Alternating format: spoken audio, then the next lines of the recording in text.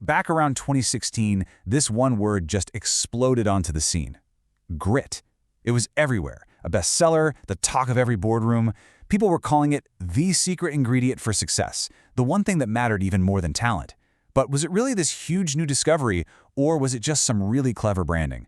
Well, today, we're going to dig into the science and see what's really going on. All right, let's start with something I bet we've all seen. You know that person, the one in your class, or maybe at your first job, the natural? They had just breathtaking talent, but they never really made it. They just kind of fizzled out. Meanwhile, you see other people, folks who seemed way less gifted, go on to do amazing things. So what's the deal? Why does that happen? I mean, for forever, we've basically worshipped talent, right? We put it on a pedestal. But a whole bunch of research is starting to tell us, hey, maybe you're looking at the wrong thing. The answer to this whole puzzle? Well, it isn't about what you're born with. So this exact gap, this difference between having potential and actually achieving something, that's what a psychologist named Angela Duckworth decided to figure out. And she spent years studying super high achievers, people in some of the toughest environments imaginable, just to find out what really makes the best the best. And this quote from her just nails it, doesn't it? Our potential is one thing, what we do with it is quite another. Think about it. Potential is just the starting line. It's static. It doesn't do anything on its own. Achievement? Well, that's what happens when you take that potential and you activate it, you apply it, and you keep at it over a long, long time. So after looking at everybody from West Point cadets to national spelling bee champs, you name it, Duckworth came up with her answer to the talent puzzle. And she gave it a name. Grit. This, she said, this was the quality that consistently, time and again, predicted who was going to succeed in the long haul. Okay, so what is grit, really? It's not just working hard. That's way too simple. It's a very specific mix of two key things. First up is passion. And we're not talking about a fleeting interest. This is a deep, long-lasting passion for a long-term goal. And the second piece is perseverance. This is the resilience, the pure stamina to stick with that goal day after day, especially when you fail or hit a wall. Duckworth even boiled it down to this really powerful two-step formula. Check this out. Step 1. You take your raw, natural talent and you multiply that by effort. And what do you get? You get skill. But hold on, you're not done yet. For step 2, you take that skill you just built and you multiply it by more effort. And that is what leads to real achievement. So here's the absolute key takeaway. Look at that formula again. Notice something? Talent only shows up once, right at the beginning.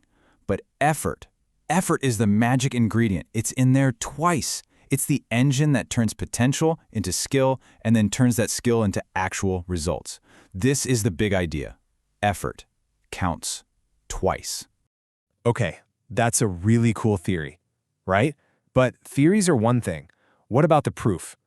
Let's take a look at the actual studies that made this whole idea of grit so famous. All right, the most famous example by far is from the West Point Military Academy. So every summer, the new cadets go through this absolutely brutal training period they call Beast Barracks. And what Duckworth found was just fascinating. The #1 predictor of who would actually make it through, it wasn't their SAT scores, it wasn't how athletic they were, it was their score on the grit scale. And get this is the wildest part. The grittiest cadets were often not the most talented ones. In fact, grit and talent sometimes went in opposite directions. And it looks like grit isn't just something you have or you don't. It seems like it can actually be taught. There was this one study where elementary school kids who learned about grit and this idea of a growth mindset saw a pretty big jump in their math scores. I mean, a 0.28 standard deviation jump. In education research, that's a really meaningful increase. So with studies like that coming out, you can see why grit just blew up. It became this global phenomenon. But as it got more and more popular, you know what happened? The scientific community started to take a closer look and began asking some pretty tough questions. And the main critique really boiled down to this one big question. Is grit really some revolutionary new idea? Or is it just old wine in a new bottle? Something personality psychologists have known about for decades, just, repackaged with a much cooler name.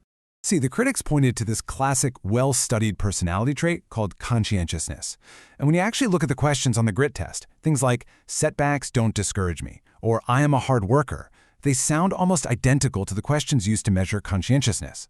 Some researchers basically said, look, this isn't new, it's just a rebranding of a classic trait. But that whole debate was actually a good thing. It forced everyone to dig a little deeper. So the question became, okay, if we unpack this idea of grit, can we find a secret ingredient? Is there something in there that really is different from plain old conscientiousness?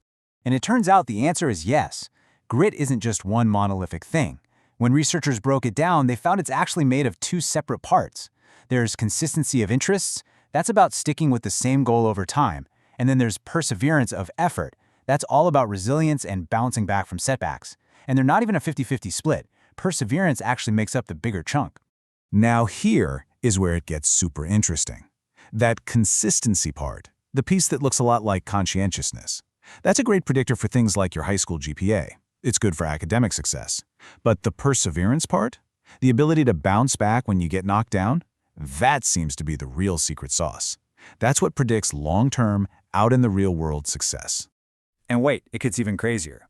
Some research, including a study Duckworth herself was involved in, found that sticking to one thing, that consistency of interests, can sometimes actually be a bad thing for creative achievement.